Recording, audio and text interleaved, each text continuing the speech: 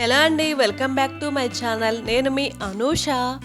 ఏపీలో మహిళలు అందరూ ఈ పథకం కోసం ఎంతో ఆసక్తిగా ఎదురు చూస్తున్నారు.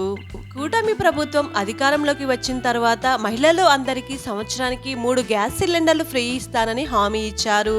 ఇచ్చిన మాటను నిలబెట్టుకునేందుకు ప్రభుత్వం కసరత్తులు చేస్తుంది. ఉచితంగా ఇచ్చేటటువంటి ఈ 3 గ్యాస్ సిలిండర్ల పథకాన్ని ఎప్పటి నుంచి అమలు చేయబోతున్నారో తెలుసుకోవాలంటే వీడియో చూడాల్సిందే.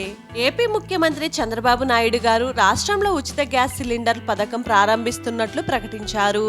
ఎన్డీఏ కూటమి ప్రభుత్వం ఎన్నికల హామీలను నెరవేర్చేందుకు ముందుకు సాగుతున్నట్లు అర్థమవుతుంది. గత కొన్ని రోజుల క్రితమే ఉచిత ఇసుక విధానం కూడా ప్రారంభించారు. ఆన్లైన్ ద్వారా ఇసుక బుక్ చేసుకునే వెసులుబాటును కూడా కల్పించారు ప్రభుత్వం. ఇక టీడీపీ ప్రకటించిన సూపర్ 6 పథకంలో భాగంగా పేద ప్రజలకు అందరికీ ప్రతి సంవత్సరం 3 ఉచిత గ్యాస్ సిలిండర్లు ప్రకటించారు. ఈ పథకాన్ని మహాశక్తి అని కూడా నామకరణం చేశారు. ఇది పేదలకు మంచి మద్దతుగా నిలుస్తుంది. అర్హులైన పేదలందరికీ ఇచ్చేటటువంటి గ్యాస్ సిలిండర్ పథకాన్ని దీపావళి పండుగ రోజున ప్రారంభిస్తున్నట్లు మంత్రి లోకేష్ గారు తెలిపారు.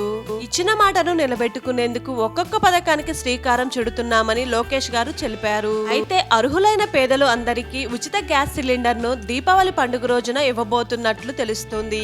ఈ దీపావళి పండుగ రోజు గ్యాస్ కు సంబంధించి ఎలాంటి తప్పులు ఉన్నా గానీ సరిచేసుకోవచ్చు.